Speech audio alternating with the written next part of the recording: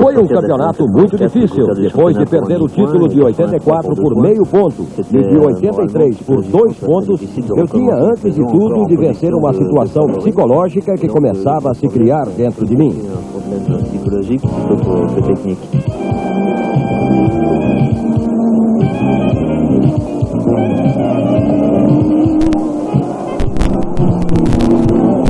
No início do campeonato sabia que ia ser um campeonato muito ruim para mim, ia ser um campeonato de desenvolvimento, porque não há dúvida que nós saímos do pneu Michelin para Michelin desistiu de correr, nós não tivemos outra opção e resolvemos fazer todo o desenvolvimento da Pirelli. Mas era um desenvolvimento de longo termo, não podia esperar resultado do primeiro ano.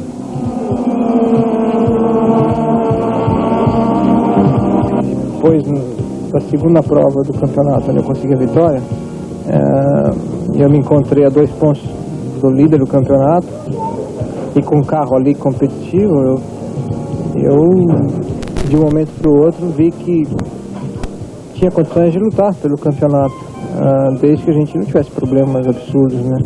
Que infelizmente foi o que aconteceu eventualmente.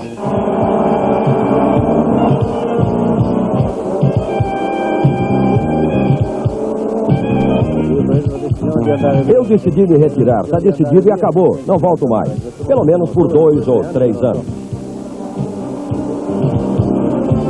Nesse campeonato, esses 4 pilotos tiveram papéis diferentes, mas sempre com altos e baixos. Momentos de emoção e decepção.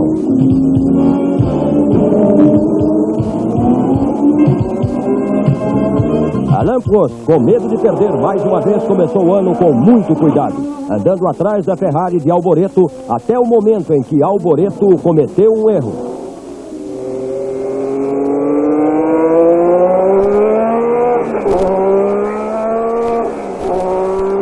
Vejam como o Prost passou fácil na saída da curva da vitória. Tirou e passou. Aí Prost ganhou o primeiro grande prêmio de 85. Prost da França! Uma emoção forte. Ele disse que era difícil recomeçar tudo, mas recomeçar com uma vitória ficava um pouco mais fácil. Ayrton Senna, decepcionado com o fraco rendimento do seu motor Renault em Jacarepaguá, encontrou na pista molhada de Portugal a chance de dar um banho em todo mundo. Era o seu dia, era o dia da consagração da mais nova estrela da Fórmula 1. Para Ayrton era uma brincadeira. Com equilíbrio, habilidade e muita regularidade, ele tocava como se a pista estivesse seca, sem diminuir o ritmo.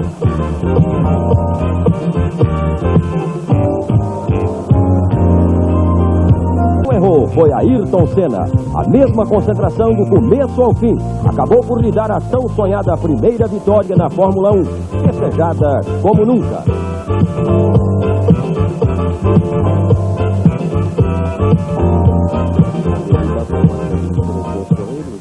Alain Prost diz que esse foi o período em que ele chegou a sentir de novo o medo de perder. Tudo saía errado. Primeiro foi aquela rodada em Portugal no meio da reta. Depois veio a corrida de San Marino, quando ele ganhou, mas foi desclassificado porque o carro pesou 2 quilos abaixo do peso mínimo. Esse foi o golpe mais duro. Para quem ainda tentava se recuperar moralmente do título perdido por meio ponto no ano anterior, de repente perder 9 pontos de uma vez era demais.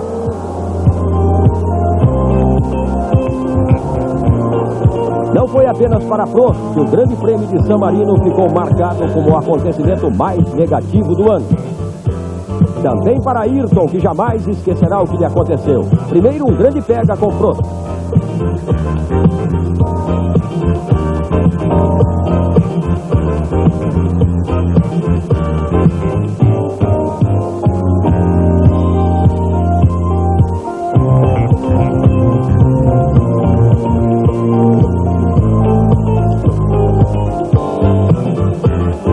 Quando faltavam 4 voltas para o final da corrida, ele estava ganhando com tranquilidade.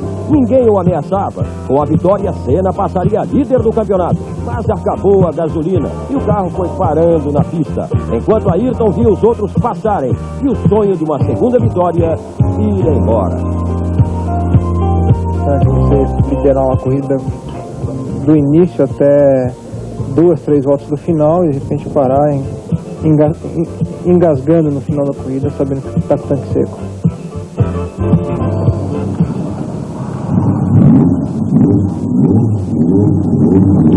Mas mesmo tendo problemas, tanto Alain Prost como Ayrton Senna, pelo menos, estavam conseguindo andar na frente.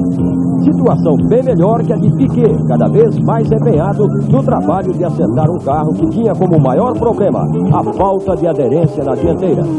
Não havia pressão suficiente para que os pneus dianteiros alcançassem a temperatura adequada. Um trabalho duro que ainda iria continuar por muito tempo.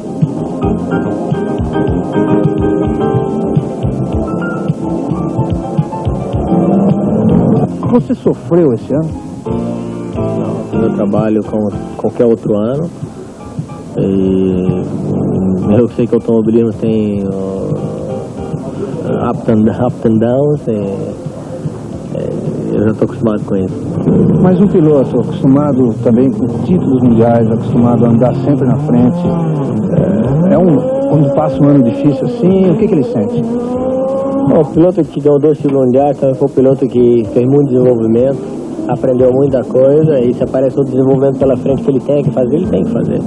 Porque não são todos os anos que você vai pegar um carro vencedor, então não adianta dar desculpa disso, desculpa daquilo, você tem que enfrentar a realidade, correr e tentar resolver os problemas. Lauda diz adeus, Alain Prost sobe, Ayrton Senna cai, Piquet continua em baixa. A seguir.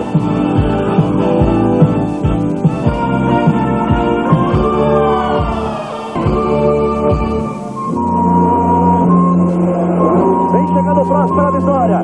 Chequinho vai dar a bandeirada para ele. Vem para mais uma vitória consagradora. É bicampeão em Monte Carlo. 18 vitórias. Aí, Alain Prost para vencer mais uma. Prost diz que foi importante, logo depois de uma fase negativa, acontecer a vitória em Mônaco, que levantou o moral dele de novo. E mesmo tendo azar nas corridas americanas, foi daí para frente que ele se levantou de vez. Prost tem razão em falar de azar nas corridas americanas. Em Detroit, ele machucou a mão em um acidente e na soma das 2 corridas, perdeu até a liderança do campeonato para Michele Alboreto. Para Senna, a série de resultados negativos parecia estar apenas começando. Nessa pista de Detroit, quando ele poderia até lutar pela vitória, foi tentar passar Alboreto, ficou sem freio na curva mais fechada do circuito. E não deu para evitar a batida de frente. Não, eu tô bem, não tem problema nenhum. Foi só o pulso que eu machuquei um pouco, que a batida foi pesada, mas eu tô bem, não tem problema nenhum.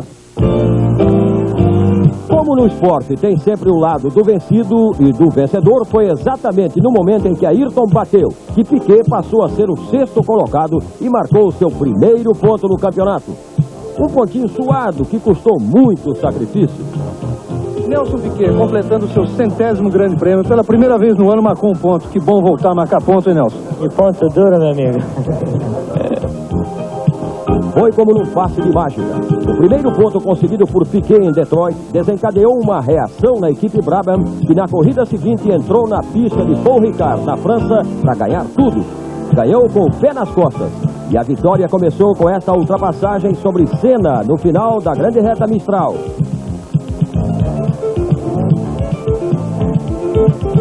Piquet fez uma corrida perfeita, não teve dificuldade nenhuma para passar também por Keck Rosberg e levar à bandeirada final um carro no qual ninguém mais acreditava. O brasileiro a vencer um grande prêmio na França, vai ressurgindo no campeonato do mundo, Nelson Piquet. Aí ele toma, vai receber a bandeirada, é sua, Nelson Piquet do Brasil.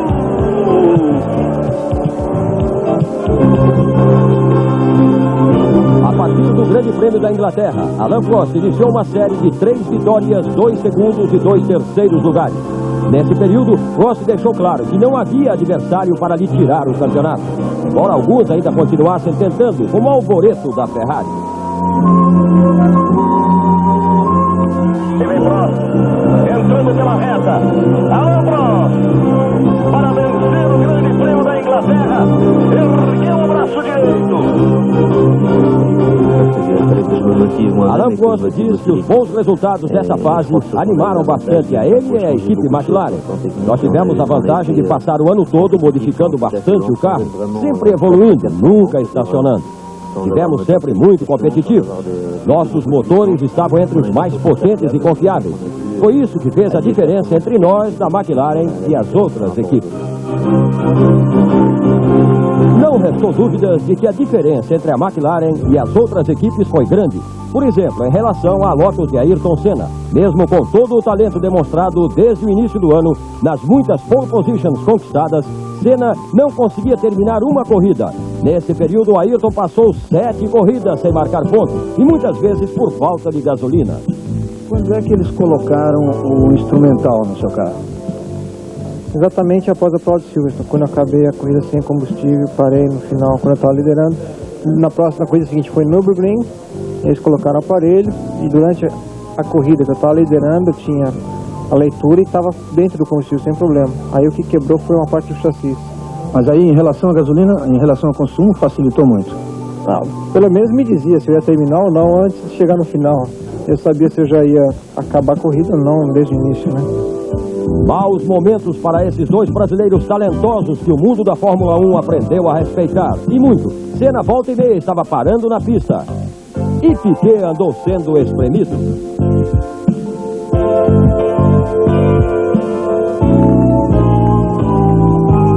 Alain Prost, já se sentindo campeão, ia somando pontinhos quando não dava para vencer. O único rival de verdade poderia ser o companheiro dele, Niki Lauda, mas não era. Je crois que aussi Niki en ayant gagné son championnat, était aussi un petit Niki Lauda, segundo Prost, nunca demonstrou estar motivado. Não fez nenhum treino para acertar o carro. E toda a equipe sabia que ele não queria mais correr. O negócio era esse mesmo. E Lauda esperou chegar a vez da corrida na Áustria, seu país, para reunir todo mundo e dizer que tinha tomado a decisão de abandonar as pistas. Só que quando decidiu parar de correr, Lauda decidiu também que antes de parar, queria ganhar mais uma vez. E quem pagou caro por isso foi Alain Prost. Foi na Holanda. Aí o Prost foi na grama. Teve que travar. Uma manobra estranha, porque ele veio por aqui. O Lauda não tinha como sair. Teve que buscar o freio.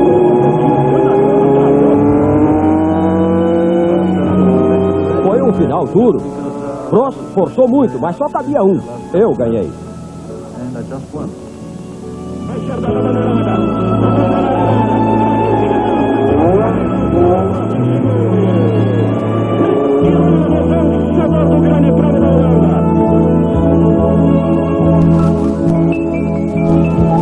Prost rumo ao título. Senna sobe, Piquet só ameaça. A seguir.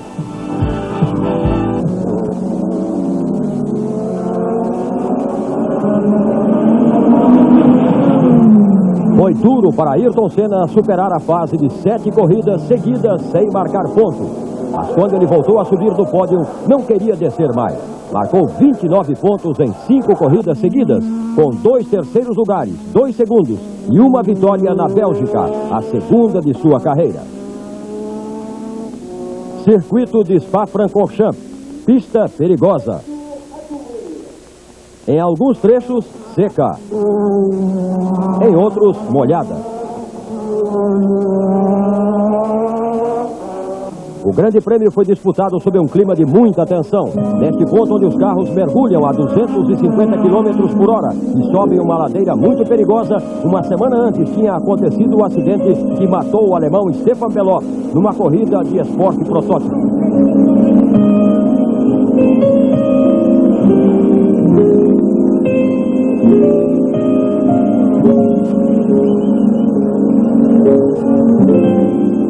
Uma das grandes revelações da Fórmula 1 foi o segundo piloto que a Alemanha perdeu em menos de um mês.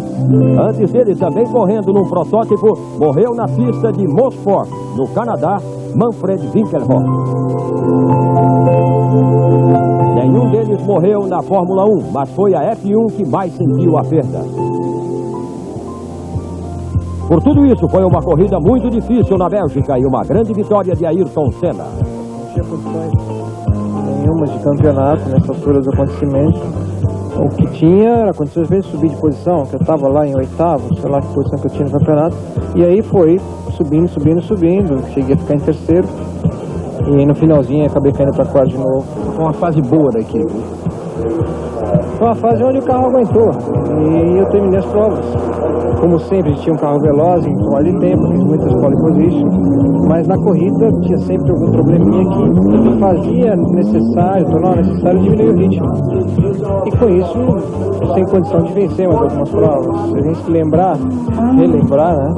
Eu só venci justamente as duas provas onde o trem de corrida foi diminuído pelas condições. Estava úmido uma vez, choveu, parou, outra vez choveu muito. E nessas condições, então, eu consegui manter um ritmo que o carro aguentava e ficar competitivo. Nessa altura do campeonato, Alain Prost já era quase campeão. Na corrida despedida da Europa em Brands Hatch, Inglaterra, ele só precisava fazer 2 pontos. Ayrton tinha ainda alguma chance de ser o vice-campeão. E Piquet, agora já com o carro melhor, encontrou em Brands Hatch as condições de temperatura que ele esperou tanto. Muito calor. Em várias corridas que poderiam ter feito uma grande corrida, tivemos problemas mecânicos ou azar, então, como aquela corrida de Brands Hatch que o Keck rodou, tocou na Ayrton, rodou e sobrou para mim. E como é que você tentou fugir do Keck depois que ele começou a rodar? Não, o Keck rodou na parte de dentro do circuito, na parte interna da pista, eu abri por fora e ele veio de ré. Ele veio de ré, então eu não tive escapatória ali. Seria uma corrida que ia ser muito disputada entre eu e o Keck.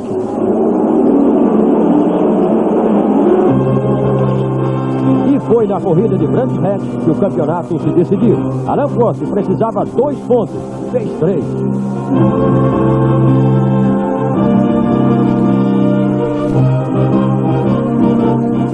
Prost subiu ao pódio junto com Nigel Mansell, o vencedor, e Ayrton Senna, segundo colocado, e fez a maior festa. Era finalmente um título para a França. Prost vivia um momento de emoção que até então só conhecia em sonhos.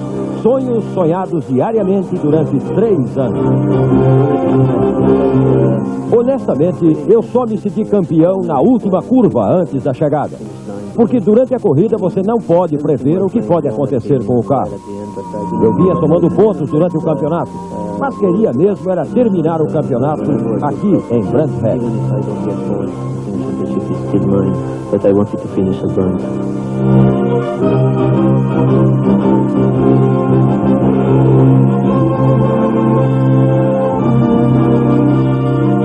Prost campeão, Senna quarto, Piquet nada.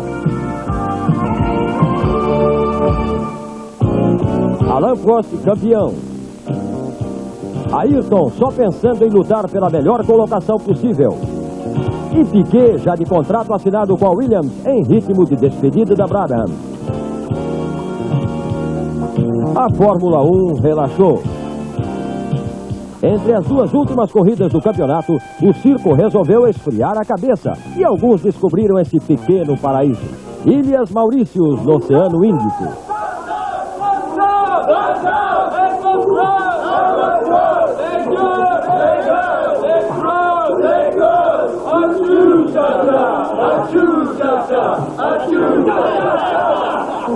Ei, Birubiru! Como é que tá aí, Birubiru? Ok.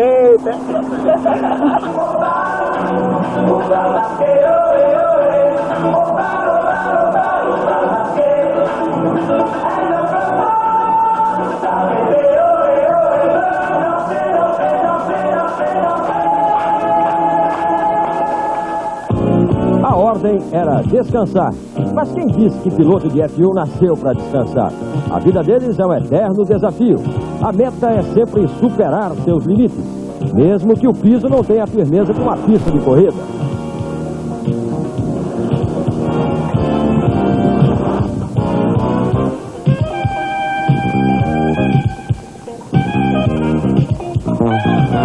Mas o que também não falta a esses aventureiros é a persistência. Não admitem que possa existir alguma barreira insuperável.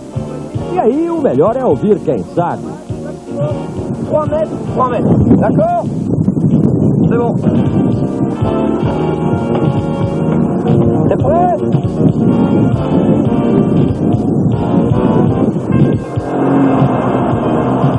Thierry Boutsan conseguiu o que queria.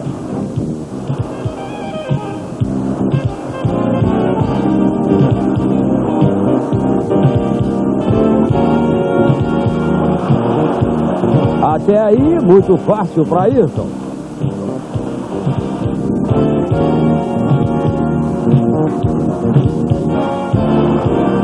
E mais, um desafio ainda maior, o salto. Uma coisa que Ayrton sempre teve medo de tentar.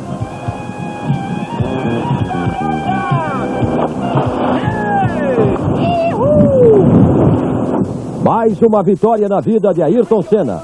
Mas ainda faltava tentar o solo, sem os esquis.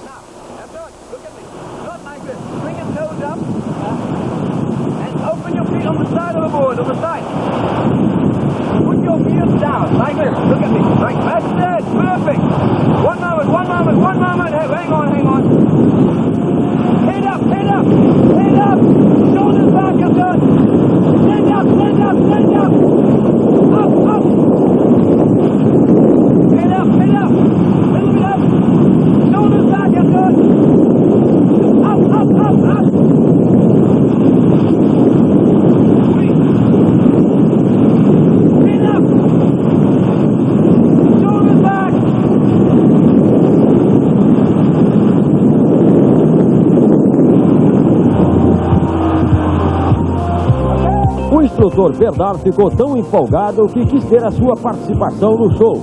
E que show! Cada um na sua.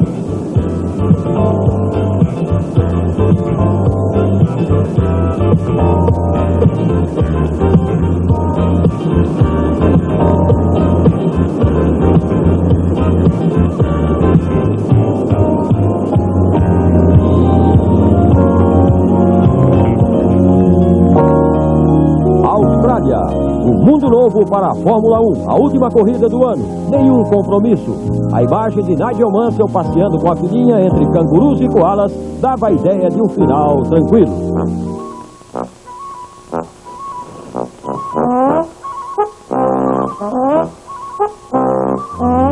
Só que ninguém poderia imaginar o que estava para acontecer nessa última corrida do ano.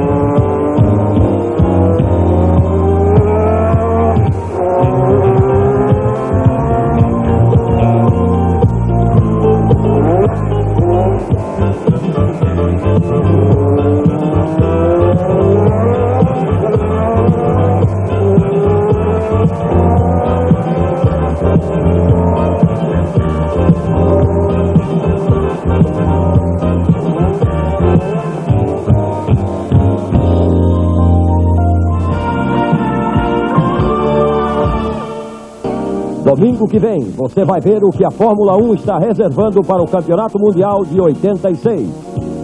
Novo desafio de todos os pilotos, gastar 25 litros de gasolina a menos nas corridas. Os pilotos que trocaram de equipes, uma visita a Williams, a nova equipe de Piquet. Os novos carros, as novas criações dos projetistas. A esperança de todos no talento de Ayrton Senna e a esperança de um tricampeonato no favoritismo de Piquet. A câmera acoplada ao carro que você vai ver durante todo o ano. A Fórmula 1 abrindo a temporada de 86.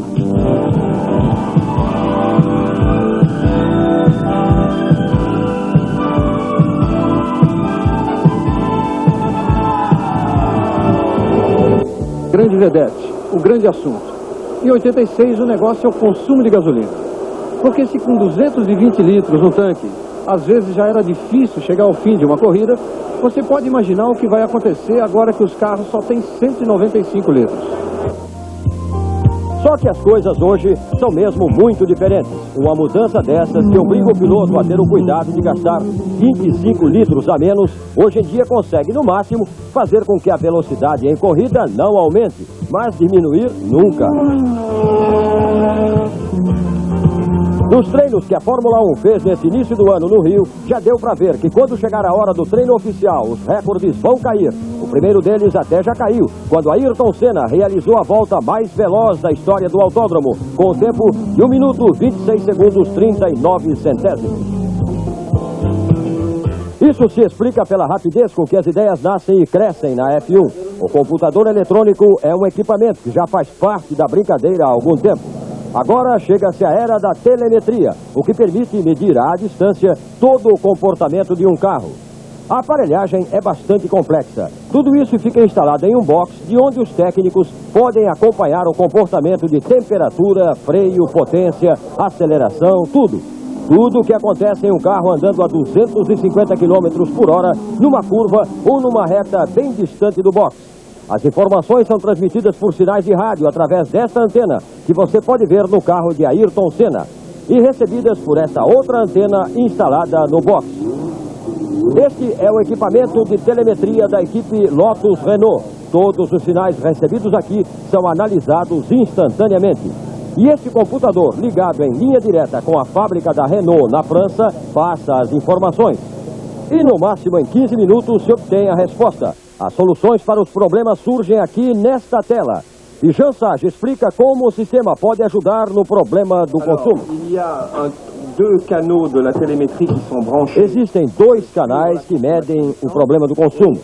As informações saem no painel do carro e aqui no nosso equipamento. Mas isso não foi criado para denunciar erros do piloto.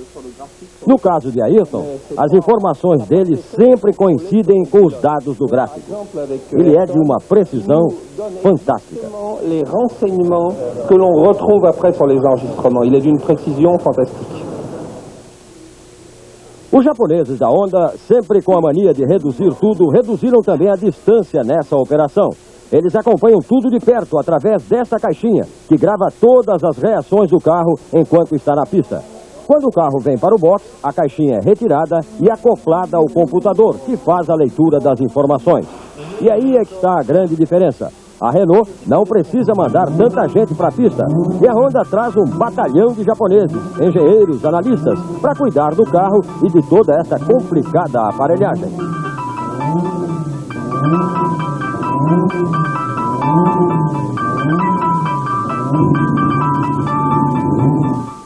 Os alemães não querem ficar para trás dos franceses e japoneses nessa guerra eletrônica. Mas quem salva a pátria alemã é a Porsche, que já tem o seu sistema implantado, semelhante ao da Honda.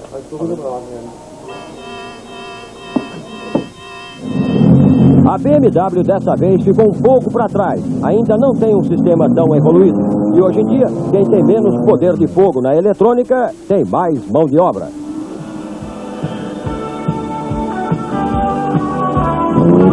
No próximo bloco, vamos ver como estão os motores. É aí que vai se decidir o campeonato, no consumo e na potência de cada um.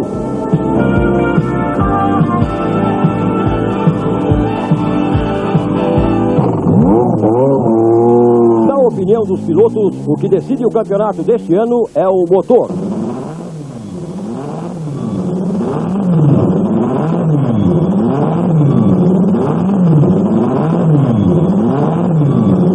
Vai ganhar a equipe que tiver o motor com o melhor rendimento dentro da limitação de 195 litros de gasolina no tanque. Nenhuma gota a mais.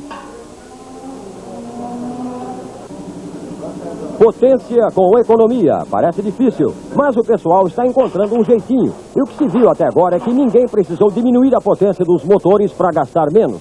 Continua a mesma do ano passado e às vezes até aumentou um pouco, como no caso do motor Honda da Williams, que venceu as 3 últimas corridas do campeonato de 85 e pinta este ano como o mais forte de todos. Mais forte até que o motor Porsche da McLaren, que há algum tempo vem sendo quase imbatível. 19 vitórias em 2 anos. Será que essa moleza vai acabar? O que a McLaren espera de 86?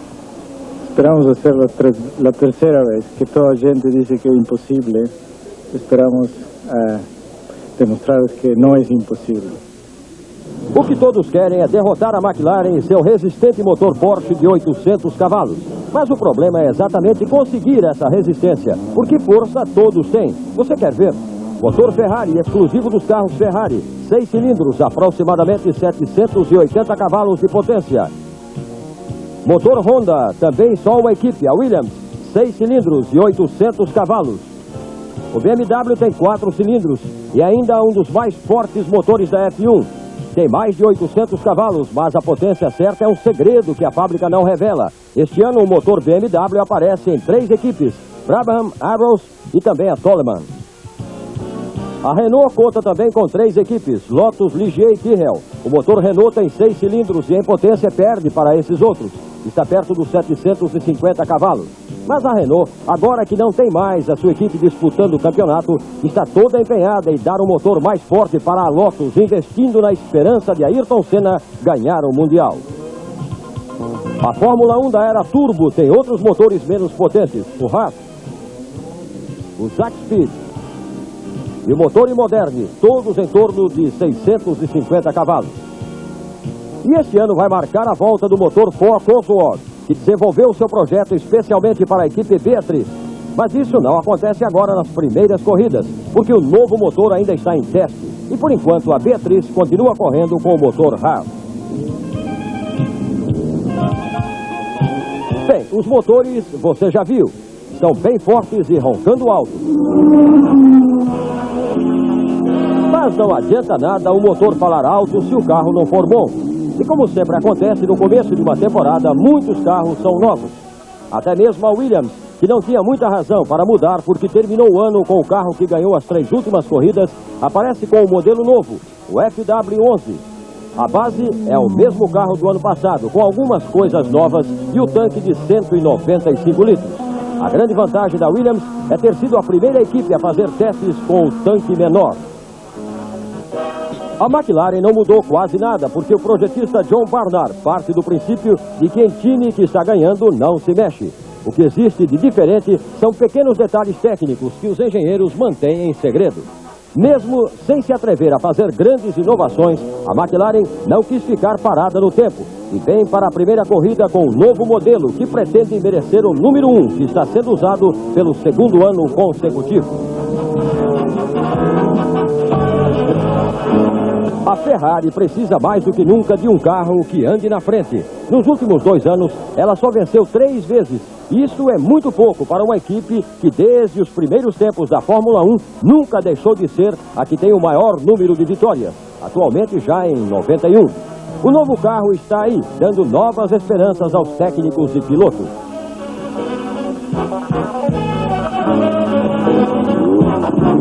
A Lotus de carro está bem, contando com a genialidade de seu projetista Gerard Decarrouge e a sensibilidade de um piloto como Ayrton Senna para testar e desenvolver novos projetos. A equipe consegue sempre chegar aos acertos que procura. Só falta mesmo a certeza de ter um motor mais resistente, porque o novo carro parece ser ainda melhor que o do ano passado. A Brabham é a única que resolveu inovar, um carro revolucionário bem mais baixo que os outros, o que só foi conseguido por causa da decisão do extravagante Gordon Murray de colocar o motor numa posição inclinada. O carro é estranho, mas bonito e tem sido a grande atração em todos os treinos feitos antes de começar o campeonato.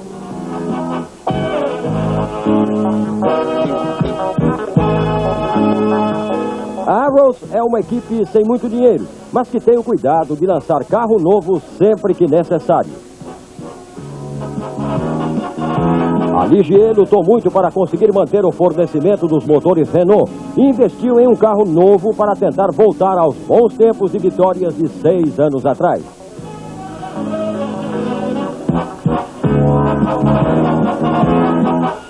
A Toleman é uma equipe média e séria que, pelos bons resultados conseguidos com o modesto motor Haas em 4 anos, mereceu um contrato com a BMW e tem tudo para se tornar uma grande equipe de agora em diante. A Beatrice, equipe americana de grande tradição nas corridas de Fórmula Indy, entra agora para valer na Fórmula 1.